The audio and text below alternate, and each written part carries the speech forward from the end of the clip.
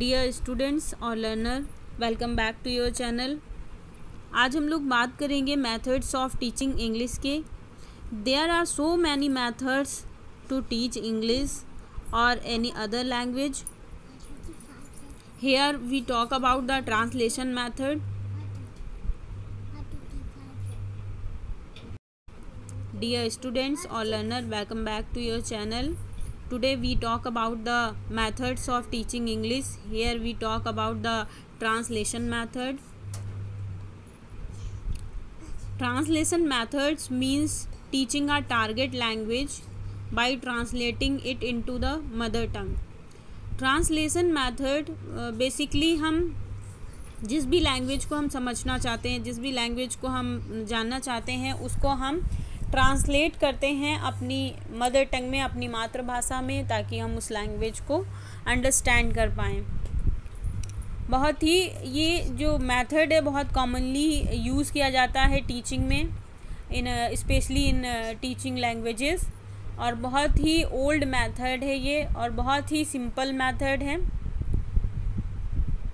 The teacher translate each word and sentence into the mother tongue. This is one of the simplest way of teaching a foreign language. जैसा कि मैंने आप लोगों को बताया कि मतलब बहुत ही easy ये method है for the teaching language. And teacher जो है each words और sentence को mother tongue में translate करके बच्चे को कॉन्सेप्ट या बात को अंडरस्टैंड कराता है, उसको समझाता है। Next here we talk about importance of translation method. It helps student to read other languages and literature. ये जो है हेल्प करता है अदर लैंग्वेजेस को समझने में और लिटरेचर को समझने में। Next, student become more familiar with the grammar of their native language. जो बच्चा है वो अपनी मातृभाषा, अपनी क्षेत्रीय भाषा से बहुत ज़्यादा फैमिलियर होता है, सो उसकी ग्रामर को बहुत ज़्यादा वो अच्छे से समझने के लिए फैमिलियर हो जाता है। नेक्स्ट है, student can learn the rules of grammar.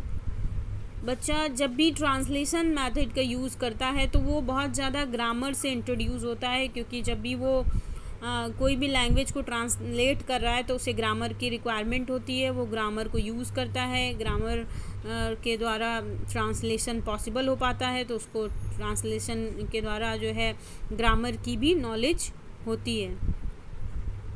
Student explore their vocabulary through translation method. जब भी हम एक लैंग्वेज को किसी दूसरी लैंग्वेज में कन्वर्ट कर रहे होते हैं, उसको ट्रांसलेट कर रहे होते हैं, तो हमें दोनों ही लैंग्वेजेस की वोकैबुलरी का अच्छा नॉलेज होना चाहिए। अच्छा नॉलेज होता है, इवन हमको अगर नहीं भी किसी वर्ड का मीनिंग पता होता है तो हम उसे सर्च करते हैं, उसके बारे में जानने की कोशिश करते हैं, क्योंकि हम ट्रांसलेशन मेथड का यूज़ कर रहे हैं, ट्रांसलेट कर रहे हैं किसी चीज़ को। Next, here we talk about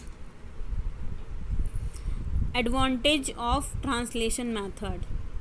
यहाँ पर हम बात करेंगे कि क्या इसके एडवांटेज हैं ट्रांसलेशन मेथड के। This method is useful in the class in which there are a large number of students.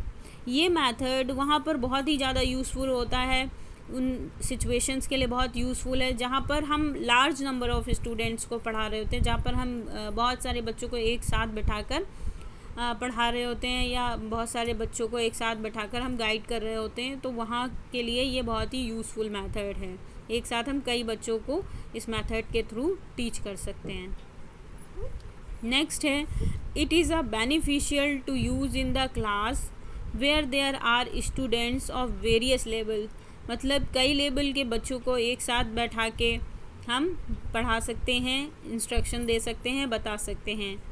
Very, जैसे कि एग्जांपल है यहाँ पे, very intelligent and not so very intelligent. It helps teacher much to clear the meaning of a word and sentence to the students easily by translating them into the mother tongue। ये teacher को बहुत ज़्यादा ये method help करता है कि वो बच्चों को किसी भी लैंग्वेज में लिखी हुई बात को या किसी भी लैंग्वेज को ट्रांसलेट करके उनकी मदर टंग में ईज़िली उनको बात को समझा पाए। ये एक टीचर के लिए बहुत ज़्यादा हेल्पफुल होता है। Next, the students understand the thing very easily if taught using this method. बच्चे बहुत आसानी से, अगर हम किसी भी कॉन्सेप्ट को किसी भी लैंग्वेज से दूसरी उनकी मदर टंग में कन्वर्ट करके ट्रांसलेट करके हम उनको समझाते हैं तो बच्चों को इन कॉन्सेप्ट समझने में बहुत आसानी रहती है और बहुत इजीली हम उनको वो चीज़ बता पाते हैं, समझा पाते हैं, उनको कॉन्सेप्ट हम बहुत इजीली कन्वे कर पाते हैं। It doesn't consume the time in finishing the syllabus. बहुत ही कम समय में ज़्यादा सिलेबस को बच्चों को कवर कराया जा सकता है, उनको बहुत जल्दी उस सिलेबस को फिनिश कराया जा सकता है। Then precise pictures of things can easily be made in the mind of the learner using this method. Means कि बहुत ही सटीक पिक्चर जो है चीज़ों की बच्चों के माइंड में डेवलप की जा सकती है। बहुत ही सटीक जो एक कॉन्सेप्ट है वो बच्चों को माइंड में डेवलप कराया जा सकता है इस मेथड के through. Next, this method is very useful for the average and below average students. मतलब जो बच्चे एवरेज हैं और जो बच्चे बिलो एवरेज हैं, ये मेथड उन दोनों ही टाइप के स्टूडेंट्स के लिए, दोनों ही टाइप के बच्चों के लिए यूज़फुल है।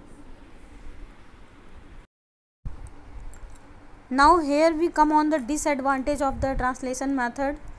Here, no oral work take place in the classroom due to this method, only teacher speaks। यहाँ पर बच्चे का भी किसी भी तरीके का ओरल इन्वॉल्वमेंट नहीं होता है। बच्चे किसी भी तरीके से ओरली इन्वॉल्व नहीं होते हैं जब टीचर ट्रांसलेशन मेथड का यूज़ करता है, क्योंकि इसमें टीचर ही बच्चों को ट्रांसलेट करके टारगेट लैंग्वेज से मदर टंग में बच्चों को एक्सप्लेन कर रहा होता है। नेक्स्ट, यहाँ पर the main focus remain only on the mother tongue and the target language। Means कि टारगेट लैंग्वेज को टीचर यूज़ कर रहा है और मदर टंग में कन्वर्ट कर रहा है, तो यहाँ पर सिर्फ दो ही लैंग्वेजेस का यूज़ किया जाता है और बाकी जो चीज़ें होती हैं कि बच्चे के पॉइंट ऑफ व्यू को समझना, जानना, उनको ओरली इन्वॉल्व करना या वो क्या उनका क्या नॉलेज है, क्या वो समझते हैं, इस तरीके की कोई जो भी चीज़ें होती हैं उनको यहाँ पे इग्नोर कर दिया जाता है। Next, no speaking in the target language is possible. Target language में यहाँ पे स्पीकिंग पॉसिबल नहीं होती है क्योंकि ट्रांसलेशन मेथड है, हम इसको ट्रांसलेट कर रहे हैं मदर टंग में। Only thrust remain on the reading.